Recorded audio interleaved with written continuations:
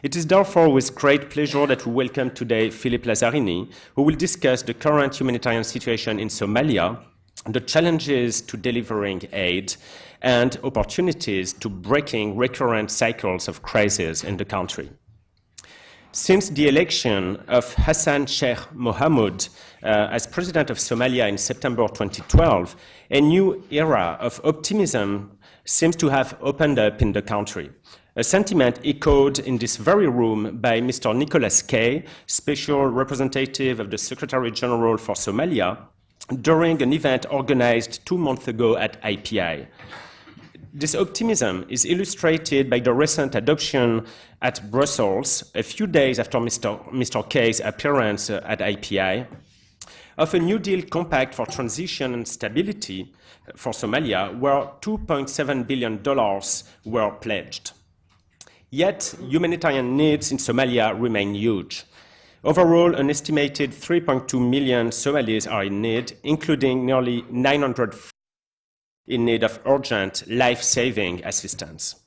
The fragile humanitarian situation is further compounded by predictions of below-average seasonal rainfalls for the end of the year that could result in increased food insecurity at a time when Somalis barely recover from the famine that hit the country 2 years ago. Chronic food insecurity explains the current focus of the humanitarian community to strengthen the resilience of communities to shocks and their ability to better recover from them. This approach resulted in the launch of the first ever 3-year funding appeal covering the period 2013 to 2015 with the aim to enable longer-term programming and better predictability. Yet, this appeal remains only 42% funded for the first year. In addition, Somalia remains one of the most dangerous and volatile countries in the world for humanitarian actors. This is illustrated by the June 2014 bombing of the UNDP compound in Mogadishu and the withdrawal from the country of the international medical organization Médecins Sans Frontières in August. I dare to say, though, that Philippe Lazzarini is well equipped to face the multiple challenges facing humanitarian action in Somalia. Indeed, Philippe brings with him more than 20 years of experience in emergency response, the bulk of it spent in the field. Many of you might know Philippe personally, since he spent 3 years as Deputy Director of OCHA's Coordination and Response Division here in New York, before his current appointment. But Philippe started his impressive career in the late 1980s with the International Committee of the Red Cross, with which he spent a decade working in some of the most challenging contexts of the time, including Lebanon, Southern Sudan, the former Yugoslavia, and Rwanda. After a short stint in the private sector in Switzerland, some will say a well-deserved rest, Philippe held several assignments as head of office for OCHA between 2003 and 2010 in Angola, Somalia, and the occupied Palestinian territories. So yes, I dare to say that Philippe is a perfect fit for this challenging job. Yet, in addition to navigating a tough and complex environment, a task he is after all quite well used to, he will also have to face a challenge from within the United Nations system, that is, the ability to carry out an impartial, independent, and neutral humanitarian action necessary to deliver aid wherever it is needed, including in Al-Shabaab-controlled territory, while being himself part of a fully integrated political UN mission as of 1st January 2014, as instructed last March by Security Council Resolution 2093. Now, without any further ado, I would like to pass the floor to Philippe for a 15 to 20 minutes presentation before opening the floor to our audience for a Q&A session. Philippe, the floor is yours. Jérémie, thank you very much, and thank you to all of you to be here. I see that there are quite a number of friends and colleagues in the room, so it's very nice to see you here today. And Jérémie, I think you have given the overview of the humanitarian situation in Somalia, which means I can even shorter some of my comments regarding this situation. Let me start by, as Jérémie said, it's the second time I go to Somalia. I was on Somalia between 2005 2008, and I'm back now since 5 months.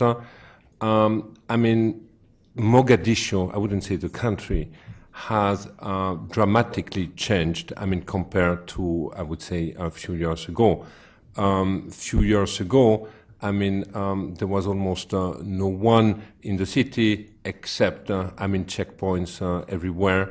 Whereas today, if you go to Mogadishu, I mean, it's a bustling city. I mean, a lot's going on. You can be easily caught in a traffic jam. You hear, I mean, hammering everywhere because people are, I mean, rehabilitating, I mean, houses.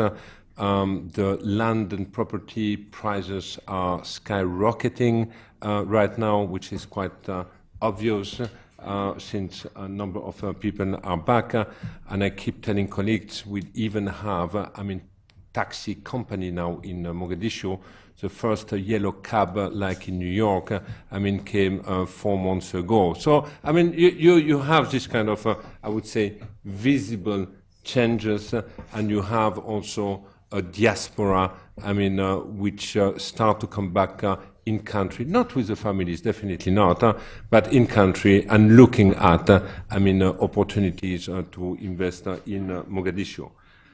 Having said that, I mean, the task and challenges are extraordinary because we are talking about a failed country to become a fragile, I mean, a state. We talk about a country where all the institution, I mean, needs to be rebuilt. As Jérémie said, we have a new government since 1 year, and we have also a new government which has defined, I mean, a New Deal, a project, a compact, a plan for the next coming 3 years, agreeing on what the priorities should be, I mean, to lead the country to its first ever election. You might be familiar with the compact, but maybe just let me a little bit recap what it is all about. It's a peace and state building plan of the government. We know that when we talk about rebuilding an entire country, I mean, everything needs to be done, but you cannot undertake everything at the same time. So it's, I would say, an extremely well focused, ambitious, not unrealistic, doable, but ambitious, I would say, program for the next coming 3 years. You have 5 peace and state building, I would say, objective. The first one is a political one, where the government, I mean, has committed to be involved in reconciliation and definition of what the nature of the state should be in the coming few years. Here we have the entire debate on the federalism.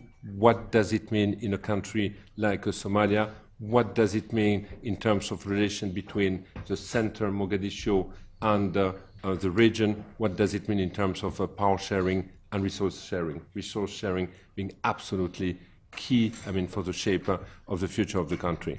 Besides that, you have an entire constitution which needs to be agreed. We have a temporary one, but it needs to be agreed by the Somalis.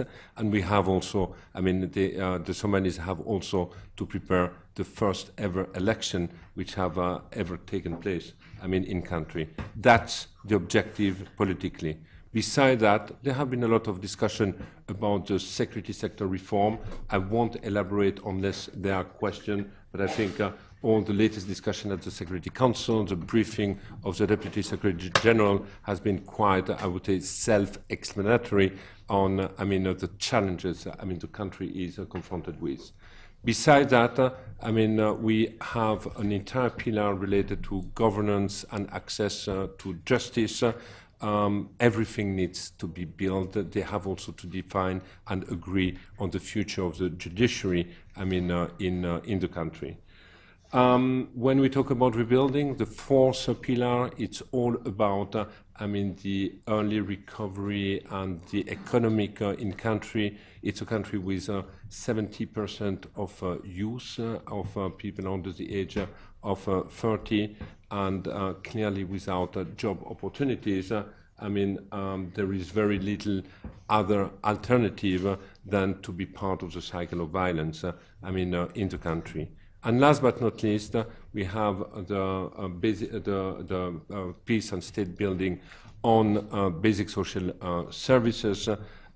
It is important that the Somalis and the population, feel the dividend and feel the benefit of having institutions in the country. And in this context, you might have heard that the Minister of Education recently has launched an ambitious program called the Go to School, supported by UNICEF and other partners, where basically the stated ambition is to bring back 1 million children to school. It's extremely ambitious if you bear in mind that there haven't been any child at school over the last, in a public school over the last 20 years. You have a number of private schools, but you do not have any public school. And a few weeks after the launch of this program, 100,000 children were back to school, but this will be a long road, because to succeed, that means we will have to train 50,000 teachers in the next coming 3 years. So this is the New Deal. The New Deal means also that it is an extremely focused and prioritized program of the government, and the New Deal means also that the priorities are decided by the Somalis, and that we, as members of the international community, will be here to support the implementation of this agenda. And this is a drastic change of doing business in Somalia. For 20 years, in the absence of a government and institution, the agenda was driven by the aid community. Today, it's an agenda which will be driven, by the Somalis.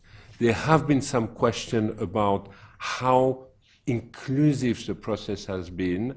I personally believe that the main question is not the inclusivity in the consultation per se, but the main question is how much ownership, the Somalis, people want.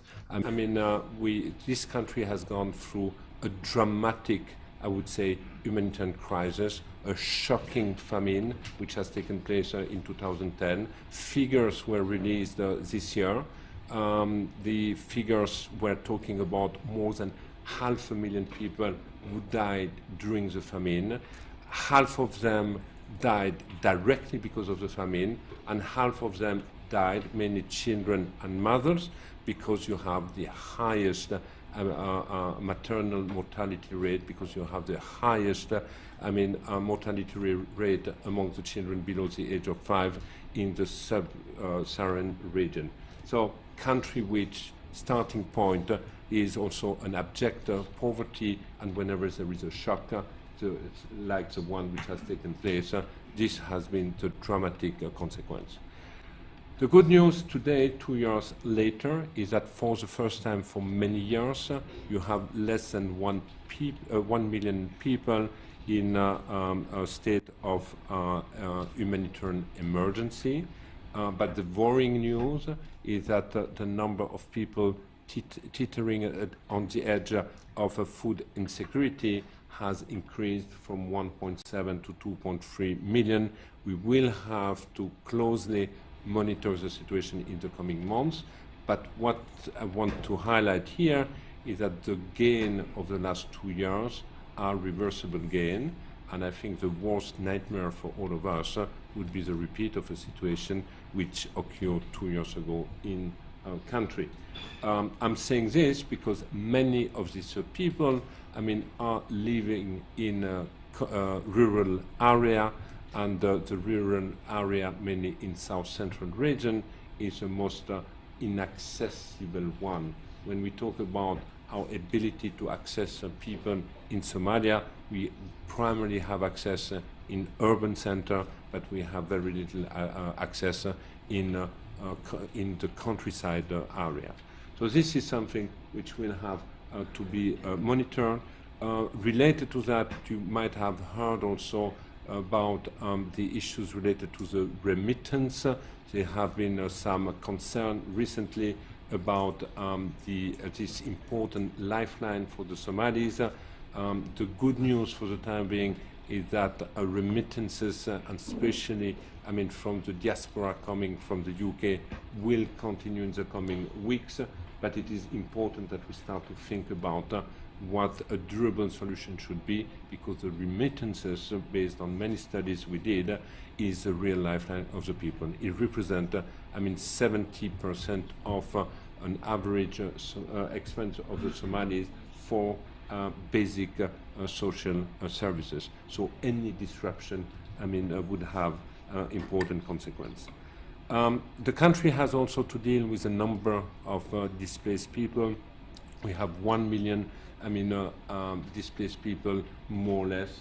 It's an estimate, it's a working figure. So, the displaced people in country are amongst the most destitute people. They are certainly what I would say the pariah among the pariah, the poorest and the most exposed and vulnerable people.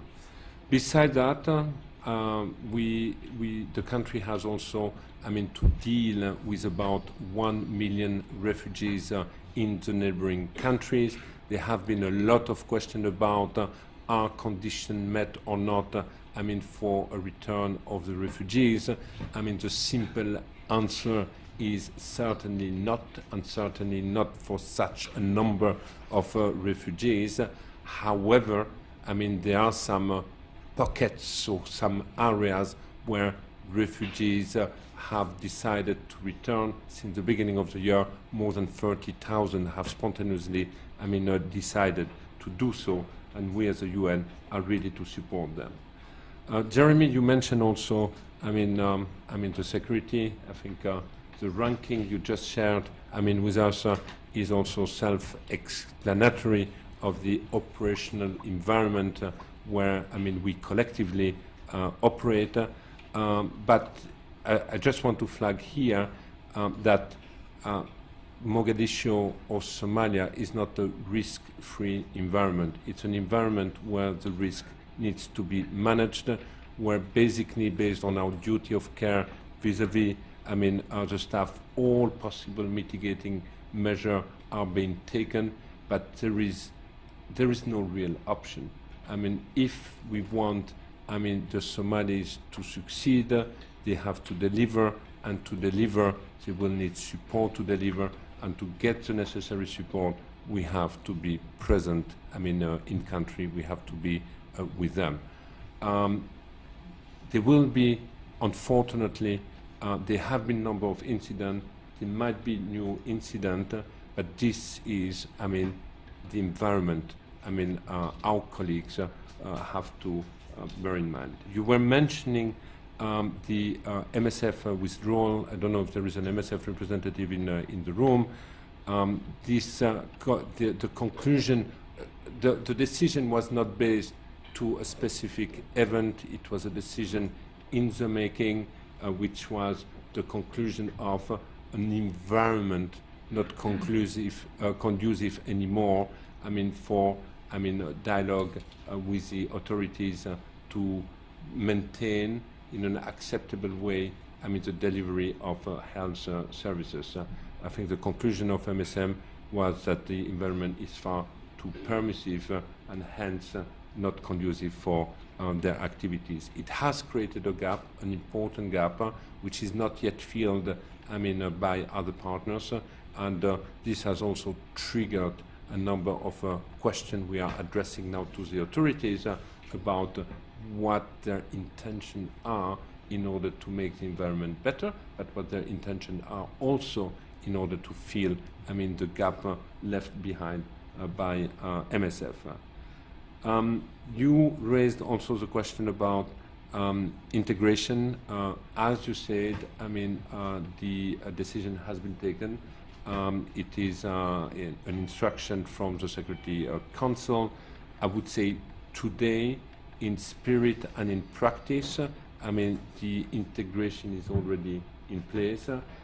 We have, I mean, between the mission and number of agencies already put in place joint teams when it comes to the preparation of the assessment about a possible roadmap on election, a joint team when it comes to the constitutional support, joint team when it comes to the disengagement, I mean, of the fighters in countries, and also joint team when it comes to, I mean, the provision of rule of law, I mean, services in a country.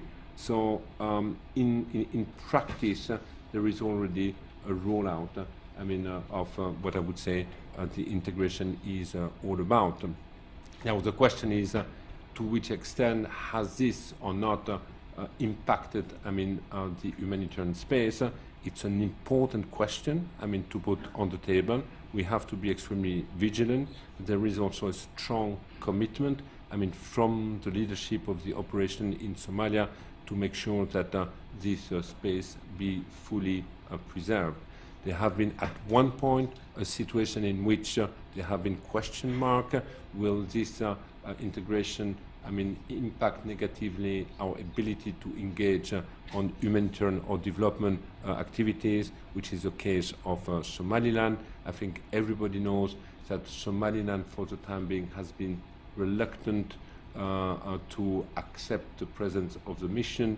The next, I mean, natural question was how do we engage in the future, I mean, with the DSRG, RCHC, but since there is a real willingness and desire to engage on humanitarian and on development issues, and since when it comes to this type of agenda, the reporting line, our reporting line with the administrator or with the emergency relief coordinator, this has been, I mean, the way forward, I mean, with the local authority.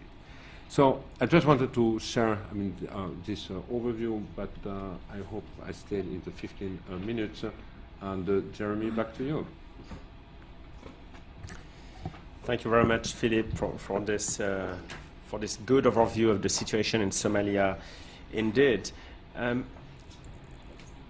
Maybe I will start with a question to Philippe before opening up the discussion to the audience. And building on this, on your last comments on coordination issues and the issue of the structural integration of the UN mission. I understand that there was a study done a couple of years ago, commissioned by the Integration Steering Group by the UN, basically about integration and humanitarian space. And this study had relatively nuanced conclusion on the interaction between integration under political or peacekeeping mandate of humanitarian action and the ability to carry out principled, so-called principled humanitarian action with good and bad elements in it. But so in your view, so far, you said that integration is already a reality in practice. Do you see any reduction of the ability of humanitarian organization, UN or non-UN, in accessing some areas of the country, or is it too early to say anything about it?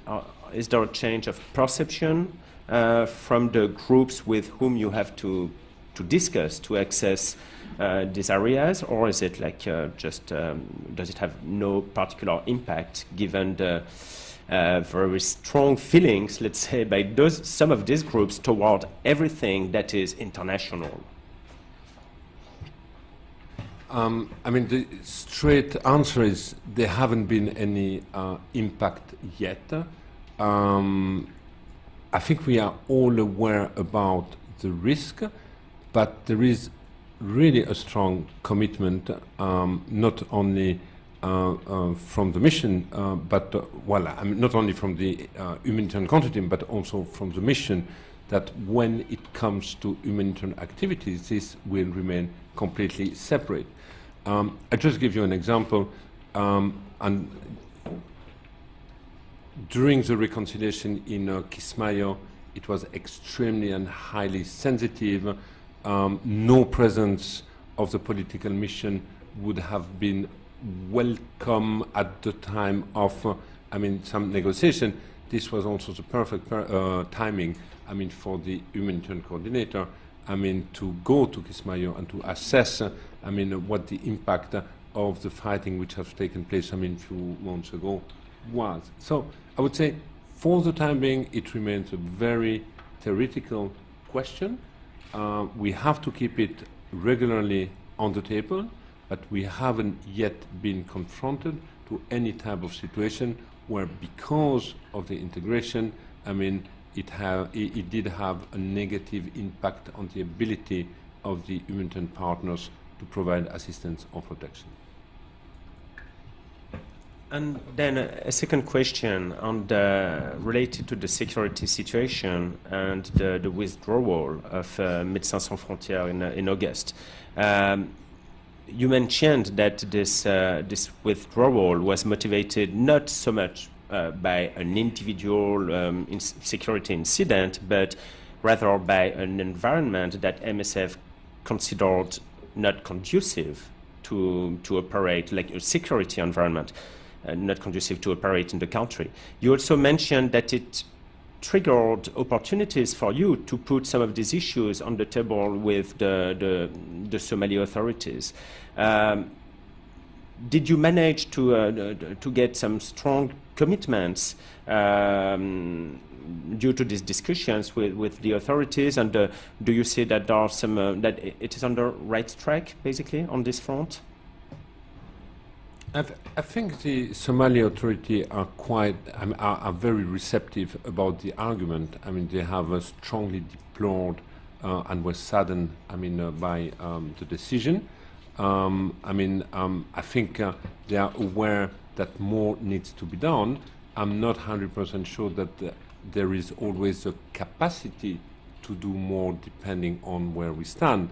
Now, basically, if you talk now to the various Minister of Health, because the decision has affected not only South Central but also Puntland and Somaliland, this has been a type of a wake-up call. If we want partners to help us to provide assistance, we need also to have the environment which is conducive to this. So I wouldn't say strong commitment, but a strong awareness of the impact of the current environment, no doubt. All right. So now I would like to open the floor to the audience. I see already a few hands up, but before that, just a few housekeeping remarks. First, I would like you to mention your name and affiliation when taking the floor, and then to make sure to keep the microphone steady in front of your mouth so that it is properly recorded, particularly that we webcast this event live and to be heard from our virtual audience. It has to be really, you have to speak in the microphone. So I will start with the ambassador, the permanent representative of Somalia on the first row, and then I will take a few questions if you are fine with it. A few questions together. There will be one on the fifth row. Now, this gentleman was raising the hand. And then my colleague Warren Hogg will speak third. Thank you, Jérémie. I am calling you Jérémie because I don't know your second name or the last name. for the good presentation, and especially the questions, the pertinent questions that you have asked. And I also appreciate Mr. Philippe Lazzarini's presentation, and we already met this afternoon before coming here, and he also briefed me because he was lately in Somalia. I was in Somalia, in Mogadishu, in July for 3 weeks, and I have seen the latest development which he has expressed and he has shown. Now, two developments which may reassure the international community is that, one, the Juba Regions Reconciliation Conference is successful, very successful. And the agreements touch on peace building and reconciliation, on security issues, as well as on social development and resources. And Juba, the Jubas are rich in agriculture, and the coast is have low livestock, and they have a coast of fisheries. So these are to be revitalized, and it was agreed upon. The second issue is, the second thing I point is, which you also mentioned, you all remember that in the September's meeting in Brussels, there was a compact. And this compact, among this compact was that there will be a committee which will oversee all incomes, outgoing, incoming from anywhere, including the Somali government. And this committee, in fact, is made up of members from the Somali federal government, multilateral, bilateral partners, as well as international organizations. The committee will meet monthly in Mogadishu. It's for the first time that these type of meetings are held in Mogadishu, and will provide direction on significant issues of coordination, implementation, and financing of the New Deal Compact. That was agreed upon in September in the Brussels conference. And it will develop and monitor in a single strategic framework and ensure alignment of external aid to the national budget, provision of external support through the national treasury system, and transparency reporting of external funding in line with the public financial management reform. So, in a way, two major issues which lately were very difficult to solve were this regional Juba region's reconciliation and agreement that has been achieved now, and there's a communique on that issue. And the other one was the implementation of the commitment in Brussels, the compact. Now, as Mr. Lazzarini has mentioned, and you mentioned before him, the security. Now, so far, almost all major cities and towns have been liberated from Al-Shabaab, but they are still in villages and in rural areas. Now, AMISOM since April could not move because they said they are constrained, they don't have enough combatants. The same with the Somali contingent of the National Army who are with AMISOM. When AMISOM moves, they move with AMISOM, and they're in front, and AMISOM supports them.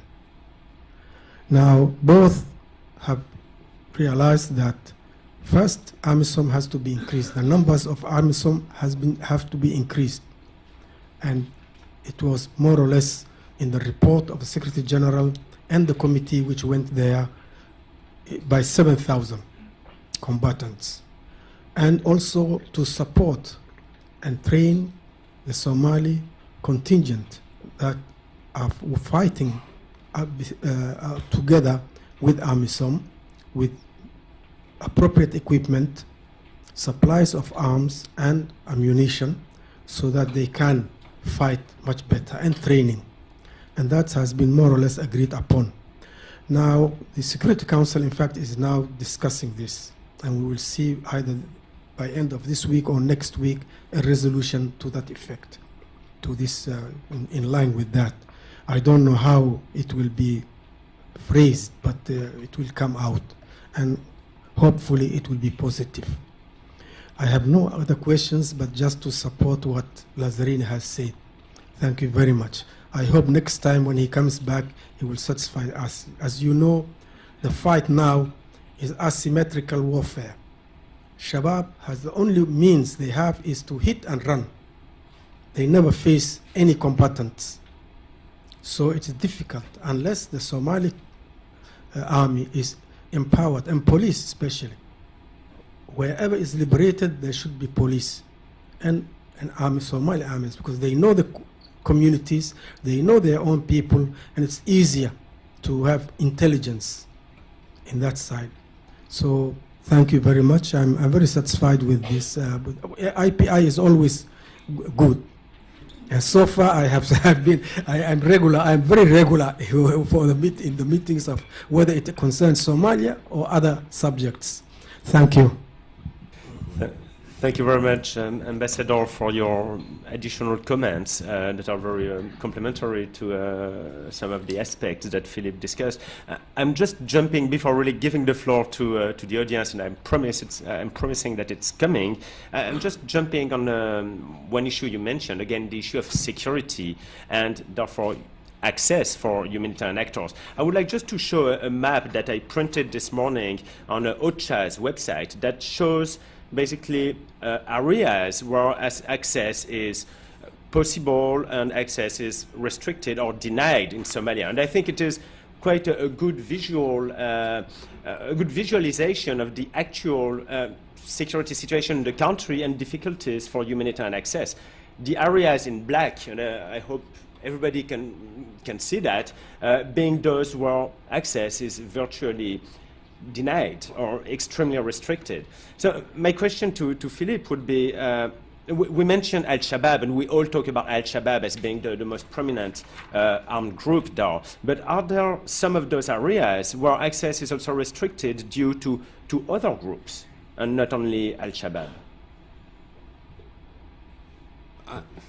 Thank you. I think I mean, this map needs some nuances, and I would say a kind of explanation. We cannot just limit on the color. I just want to give an example. Somalia experienced, unfortunately, a polio outbreak. The country was free of polio until 2007, and all of a sudden there has been an outbreak. It has been a race against the clock. Millions of people to be vaccinated. There have been 170 cases, but the good news is that this effort have paid, and since July 19 or since August 19, there haven't been new cases reported. The heart of the outbreak has been the Benadryl region, and it has spread in South Central. There are still hundreds of thousands of children who haven't been vaccinated, but many, even in this black area, have been reached, by the various volunteer or polio team. So when we talk about access, the question is more about what type of access are we talking about? Access for assistance to the people, or access and presence of international staff in this region? If we are talking about access of international staff in this region, there is a kind of a self-decision also within the community that these areas are not safe, to operate. But sometimes, depending on the nature of the activities, population can be reached.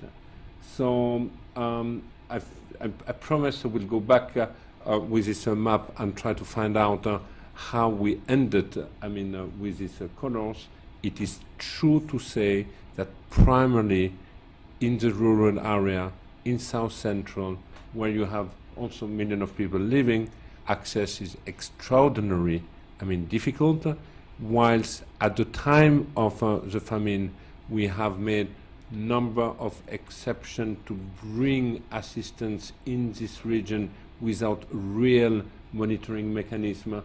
Today, the acceptance of not being able to monitor some of the assistance is lower. Hence, also, the explanation that it is considered collectively as less accessible. Thank you. Thank you very much, Philippe, for this clarification. So now, really, I would like to open the floor to the audience, starting with, do you still have a question? So this gentleman on the 5th row, left-hand side. Thank you. Good afternoon. My name is Thilo. I'm in the Department of Political Affairs here at the UN Secretariat. And I have a question for Mr. Lazzarini regarding the fourth pillar on economic recovery or early recovery. And it is sort of twofold. The first, what opportunities are there for ANSOM and AMISOM to use locally caught fish to supply to UN staff as well as AMISOM troops, and by doing so possibly get a nucleus going for a local fisheries industry and to provide, let's say, solar panels to have more refrigeration capacity so as to get a fisheries industry going. And the second question is on charcoal. There's, of course, since early 2012, there's an embargo on the export of Somali charcoal, but it's still it still leaves the country and it still provides a lot of financial resources for Al-Shabaab. Now, is there a possibility to set up a sustainable way of, in the future, produce charcoal in South Central through micro irrigations, because these acacia trees that are cut down right now at a rate that is very unsustainable, which leads to further desertification? Are there ways to work with different donors, countries, to see what can be done to establish sort of a more sustainable way of producing Somali charcoal, which is often referred to as the black gold of Somalia? Thank you. Then Warren Hogg on the first row. Warren Hogg, IPI. Philippe, thank you for that very interesting presentation. Ambassador, thank you for those kind comments about IPI. I wanted to ask you a question about the Somali diaspora. We've done 3 or 4 or 5 events over the last 4 or 5 years on Somalia here, and I've always been struck by the fact that it's commented upon that Somalis do very well when they go to other countries, that they demonstrate an entrepreneurial sense in other countries, which I think in most cases are other African countries. My question is, you say the diaspora now is coming back. Are the people who are coming back the entrepreneurial ones, the ones with skills, the ones who might contribute to the recovery of Somalia, or are they refugees who are fleeing where they're from, who will arrive in Somalia in great need of assistance?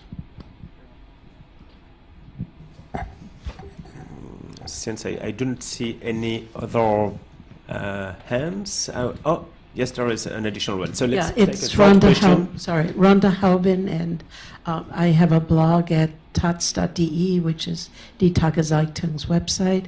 And my question, 2 questions.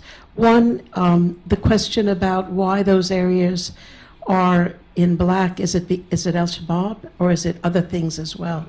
And then the second question is there what's happening with technology and access to technology in the economic plan? Is there a sense of internet and cell phones, and what's happening with communication processes and people having more of that? How is that being approached, and is that part of what's looked forward to?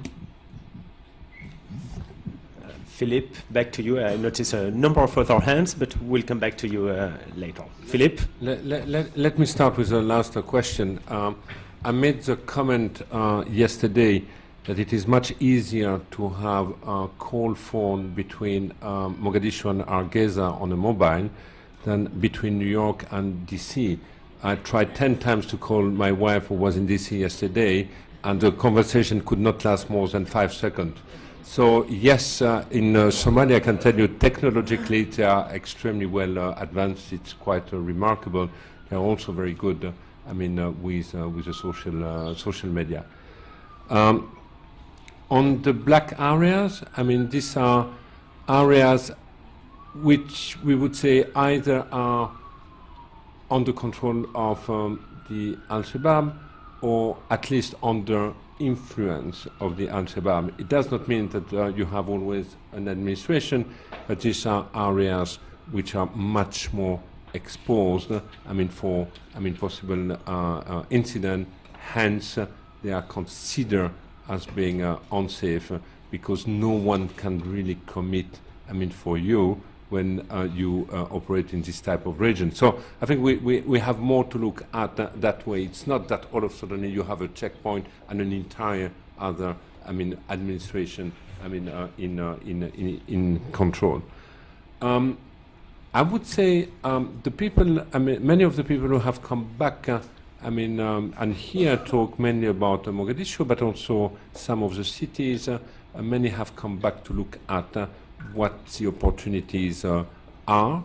Many of the people who came back are people who do have, skills that they have developed, elsewhere in the diaspora.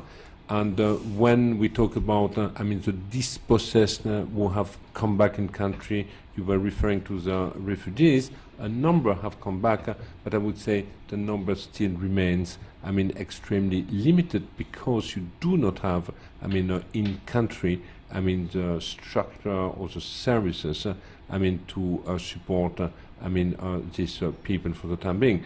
So that's the challenge to come. Now you're right. We have an important, vibrant, well-educated, Somali diaspora.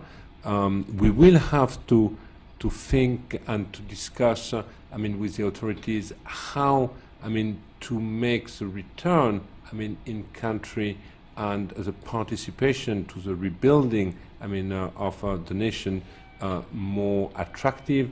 The diaspora, for the time being, tends to come, not with the families, but you have, one person of the family coming and looking at opportunities. Clearly, it's not yet conducive for the family because you do not have, the same, you do not have schools, you do not have functioning hospital. So that will, take certainly some time. On the charcoal, unfortunately, and despite the resolution, the charcoal trade, is still reportedly, going on. It's quite visible. When you go in Kismayo, you have, the stockpiling, of the charcoal. As the UN, we have submitted, a project on how to deal, with the charcoal, business, and also to try to avoid or to prevent further erosion, of the land.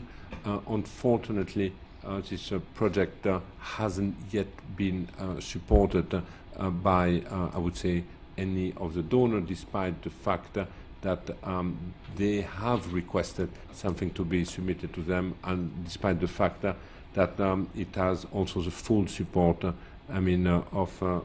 the president. The idea of being more local, for the UN or for AMISOM, and especially bearing in mind the number of people, in the country, it has floated a few times. It has not yet been translated, but I would very much agree with you that we have to look at any of these type of opportunities, and also to make sure that that this also contribute, to local businesses. We have to look at any type of opportunities for sure. So there is one question by Predrag Avramovic, and then a second one, then we'll go down that way. Thank you, Jérémie, and thank you very much, Philippe. It is good to see you in New York again. So I speak for the European Union's Humanitarian Office, ECHO, and I will remain on humanitarian grounds. First of all, we are well aware of the serious humanitarian situation and the need to consolidate the gains, and we are trying to do our part. So just this year, we have committed over $60 million to help with this work. And as a committed donor, we specifically commend the fact that the humanitarian country team now includes some slots for donors. Thank you for that. On humanitarian independence, which is so dear to us all, we, of course, also hold it dear and consider it important to continue keeping humanitarian assistance separated from the New Deal framework.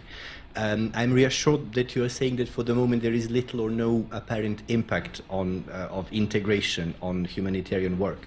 Now, if that were to start changing, what is your plan? Is there much more room for acceptance? Is there thinking about changing structures, perhaps again separating more clearly the humanitarian structures from the rest of the UN HCRC functions? So this is one question on Plan B. And second, very technical and specific, in order to do more with the available humanitarian funding, what would you see as possible measures to improve the coordination between clusters? So, thank you.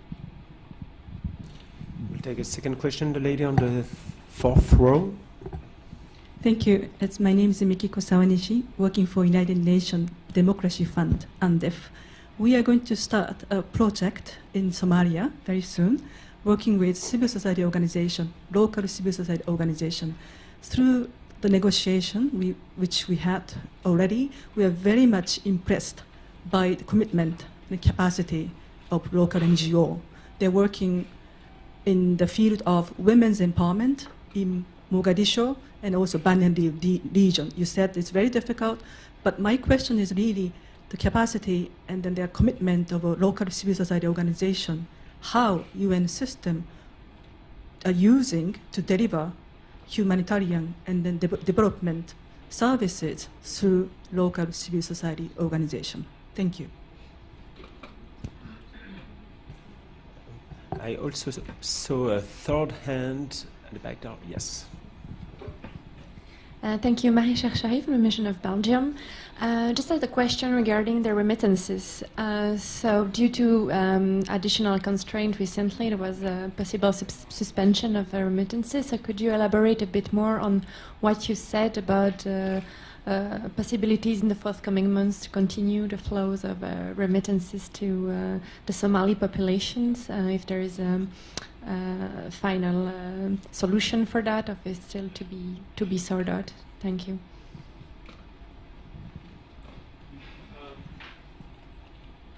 Thank you.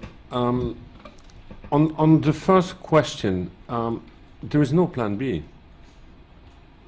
So we'll make sure that we don't need a plan B, and that we will remain extremely vigilant on any possible raising situation. As Jérémie said at the beginning, I mean, it's not a decision of the agency for that program or even of the administration. It's a decision which has been taken by the Security Council and imposed. And you might recall that at that time, while we all gear towards, integration, there were questions about, the timing. Now the decision has been taken. We will have to make it happen. For the time being, in practice, in spirit, it goes well. It hasn't prevented any access to people in need of assistance or protection based on the fact that the approach is integrated. So the straightforward answer is there is no plan B, for the time being. Obviously, if this would all of a sudden lead to a situation where we cannot operate because of the integration, we will certainly have to look at the alternative. But I have to say that today, because of the number of, I would say, conflicting priorities we are dealing with, we are not, for the time being, looking at Plan B on this particular issue. You might also know that the humanitarian country team has, since a few months, donor representative, which hasn't been the case until recently, and that we have also agreed that the humanitarian country team will remain a decision-making, a platform, and that we have separated, the information sharing to other type of a forum. How to improve the inter-cluster coordination? I don't know if you have something specific in mind, or if this is a generic question. It depends on where we operate. I do believe that in some areas in the country, it is time now to merge, our cluster into working group. And since we have also the New Deal, coordination architecture being put in place, we'll have to make sure that we are not overlapping in some of the key sector, but that we clearly bear in mind what's the humanitarian and emergency side and what's the longer-term development in order to make sure that we are bridging. There is room for improvement, there is no doubt. One of the challenges we're confronted with is that we are completely scattered. We use for every meeting, VTCs, but it's not always the same. We have people in Nairobi, we have people in Mogadishu, we have people elsewhere, and we rarely have everybody, at the same place. When it comes to, the civil society, local NGOs have been the main, provider of services channeled, through UN agencies, but also by INGOs. So we have a vibrant, national society, community. We have a vibrant, civil society, and I really welcome, your interest in coming to Somalia. There is quite a lot of demand from the civil society, which also wants, support on in better federating, the various part of the civil society in a country, and especially within the framework again, of the New Deal. So I'm happy to hear this. On the remittances, my comment, if I remember well, was more related to the fact that we all know what the long-term solution is. It's a functioning financial system in country. This will take time. Meanwhile, we have seen that because of the appetite to risk of a certain number of commercial entities decrease. The way remittances have, or the way the money has been transferred is in country might be in jeopardy. The latest decision with Barclays Bank in the UK is now giving some breathing time, and the decision is not final, but we have to expect, and here I come to the plan B, we have to expect that maybe the ruling, in few months' time, might be of a negative, might be negative, and in that case, impact also, the lifeline coming from certain countries. And if this happens in a given country, it's also a likelihood that it might happen in other countries. And if that is the case, we have to look at what a temporary solution means between now until the day we have a functioning, financial system in the country. The remittances is the lifeline of the Somalis. We have to find ways, to keep, the flow. What the answer is all about, I don't know yet. A number of colleagues and experts are looking at what this temporary solution could be, how long do we need to put it in place, but the ultimate objective is to keep the flow open between the diaspora and the population in country. Back to the floor with one question by Christelle Louforet, and did I see another hand? Hi, Philippe. It's good to see you. I was struck by the level of violence against women and small girls. Christelle, could you just mention your affiliation, please? Oh, yes. I work at the Interagency Standing Committee Secretariat in OCHA. Yes, so I was reading this morning the overview of the needs in Somalia, and there's a paragraph about violence against women and girls, sexual violence, rapes, genital mutilation. What is the UN strategy to improve the situation in that area? Thank you. Are there some other questions from the floor? I do not see any hand for the time being, so if not, I will ask my own question. You have one question? Yes? Yeah, it's Rhonda Haubin again, and I have a blog at tots.de, and my question is about the reconciliation. I'd like to hear a little bit more about what went on in Juba with that and how that functioned. I think that's just very important for us to know more about, and it would help to have a little bit more of the details of it. And I want to thank the ambassador for mentioning it. Thank you. Philippe, back to you, and I will ask you my own question afterward. That's very kind, thank you. I mean, the gender-based violence is definitely one of the main concern when it comes to abuses and violence. I mean, in country. When it comes to the humanitarian country team, but also to the UN country team, we have agreed that addressing issues related to protection of civilians, we have to trickle down and to look at where do we believe that collectively we can contribute to make a difference. And as a humanitarian country team, within the protection cluster, we have requested 2 issues to be addressed for which we want a strategy. The first one is the gender-based violence. The second one is the demobilization of the child soldier in country. Why do we do this? Because when we talk about protection, it can be everything and nothing. I mean, again, we need to prioritize, and we think that with the gender-based violence strategy, which is for the time being in the making with the partners, we have the capacity in a 3 years' time to interfere or to contribute and to support, the policy making, to support, groups involved in the drafting of the constitution, that we can also be involved in training the police.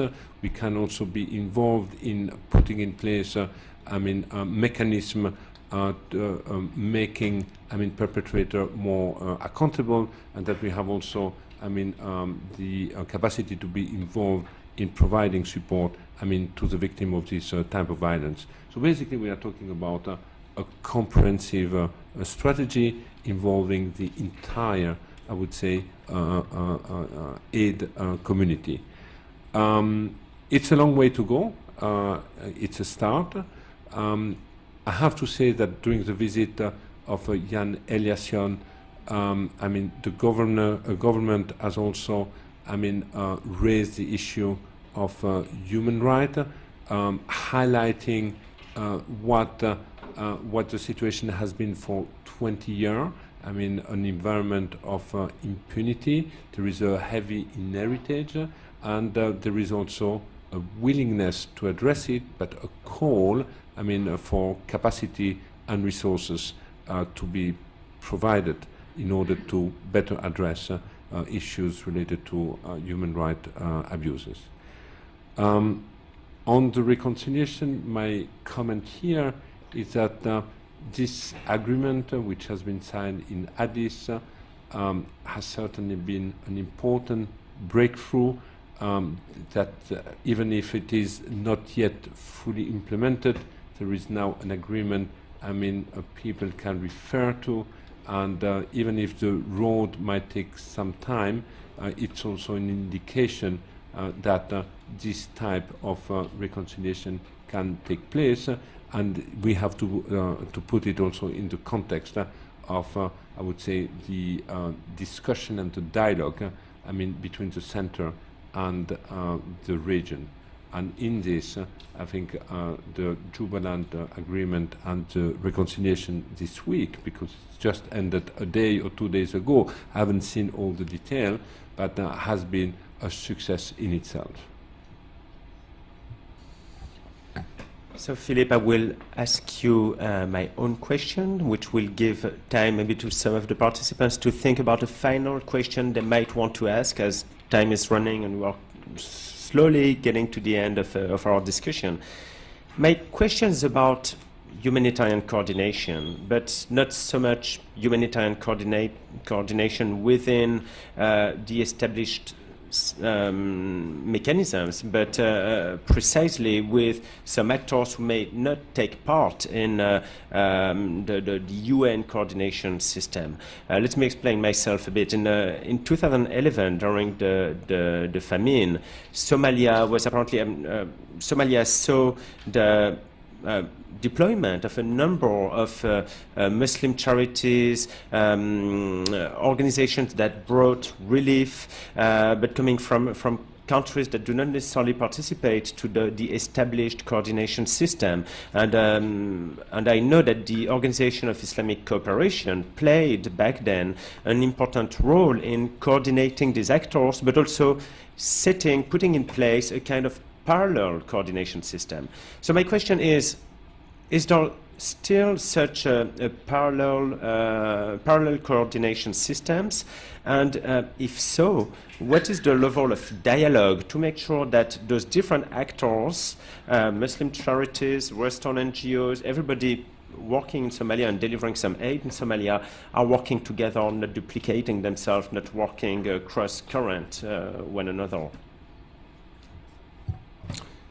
Thank you. Just when we have reviewed the membership of the humanitarian country team and proposed 3 donors to be part of it, we have also taken the decision to offer a seat and to invite, the OIC representative. It hasn't yet, been concluded, but a decision has been taken that they should be fully part, of the humanitarian country team.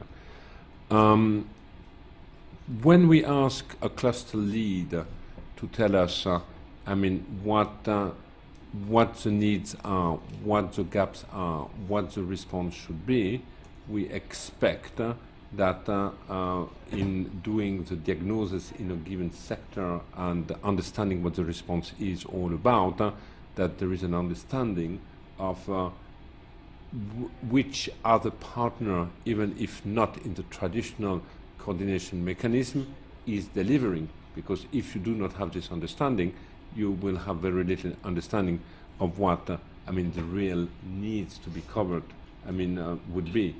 A number of NGOs which were present at the time of the peak of the famine have left the country, but others are still there, and the relation, I would say, at the working level with our cluster lead is continuing.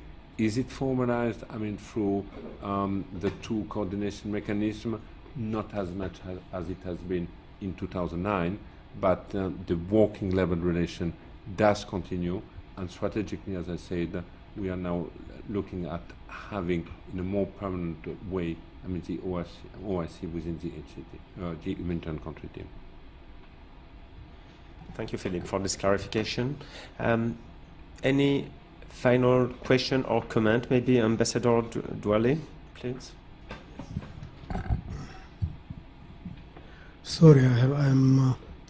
You see, while I'm trying to corroborate what my Lazzarini is saying, also I have some more additional issues, and which have been answers that have been asked, questions that have been asked. You see, number one is the diaspora coming back. Members of the diaspora going in, do they contribute to the economic development or not, or what they do? Now, most of them, at least those I know very well, went back, brought capital, took capital and made schools. They opened restaurants, hotels, so on. When it comes to the diaspora in the government, I don't know, most of you will be surprised to know that except for the president, most of the members of the government of Somalia are from the diaspora. You see, so their contribution is immense. And I'm not talking about also the remittances. And coming to the remittances, I think now there was a court appeal in London, and it was the judge said, no, you cannot stop remittances. So for the time being, of course, the bank may appeal, but now for the time being, it has been ruled out that they cannot refuse remittances. That's one. Now the map, the black areas.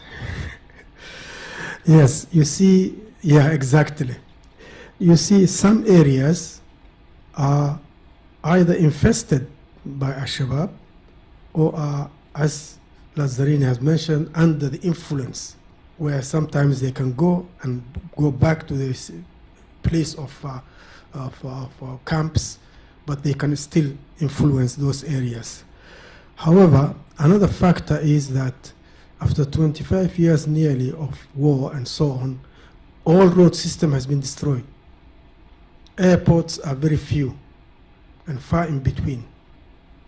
So even if one wanted to go, and I'm talking about Somalia now, not let us say an expatriate, it is very difficult for me to go from Mogadishu to Beledweyne. I come from Hiran, I come from the Beledweyne area. It is very difficult for me to go there, not because of insecurity, but it will take me 3 days. And so, and of course, the insecurity also exists because the Al-Shabaab can come in and make a block the road or something like that. So this is continuously the only way then that is to establish peace and stability and empower the government. Again, it comes to the same things when you talk about gender violence and especially the right to protect. A government, if given the right to protect, cannot protect unless it has the means to protect. So it is a chicken and egg sometimes, unfortunately. And that is, I'm not now saying that there is nothing one could do, but there is a lot to do. And I think now the way things are being prospected is in the right direction. As Lazzarini has mentioned, now let us say violence against girls and women and the genital mutilation. We know that there is a lot of violence, not only in Somalia where there is now insecurity all over, but in other countries the same thing, whenever there's a war, there is insecurity. Now for genital mutilation, this was there is the system of pharaonic circumcision. In Somalia was stopped long time ago, since the civilian rule. And it was, but to implement, how to protect, to refuse that no one can do that. For example, hospitals cannot do it. It has to be done in somewhere secretly, maybe, and that it's not easy to control under certain circumstances. But it's against, even the fathers don't want now. Fathers don't want their daughters to be circumcised in such a way that it is detrimental to their health as well as to their regenerating children, having children. I'm sorry to have to take long time. Now, the humanitarian coordination, as you know,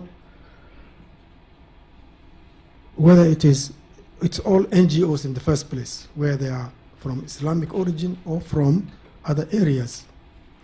And that coordination should have been a system like now, the oversight committee is established. The same could have been established, should have been established for also the NGOs on humanitarian support and issues, so that everybody knows whether they are from Islamic countries or organizations or from any other international non-governmental organizations.